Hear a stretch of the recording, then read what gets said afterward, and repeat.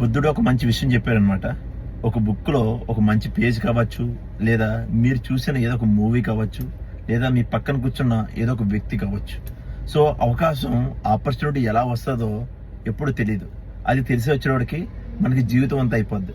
ఎందుకంటే మనం తెలుసుకునేవాడికి వస్తుంది అనుకుంటాం. ఆపర్చునిటీ దేవుడు ఏదో పంపిస్తాడు, మన కోసం ఏదో ఒక రోజు వస్తుంది. ప్రతి కుక్కకి ఒక రోజు వస్తున్నట్టు మనకు కూడా ఏదో ఒక రోజు వస్తుంది అని అనుకుంటాం.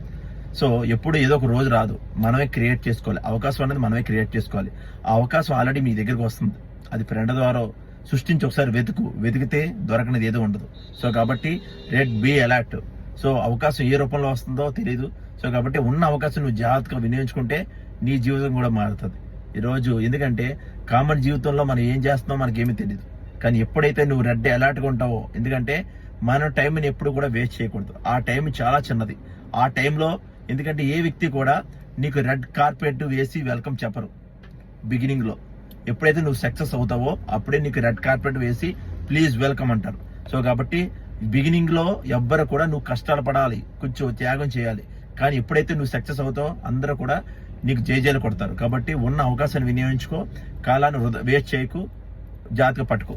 Thank you. మరి ఎక్సలెంట్గా అందరికి కూడా హ్యాపీ దీపావళి. ఈ దీపావళి రోజున హ్యాపీగా ఉండాలని, మీ జీవితంలో కూడా వెలుగులు రావాలని మనస్ఫూర్తిగా కోరుతూ మీ Venkata Prasad. Thank you very much. Thank you.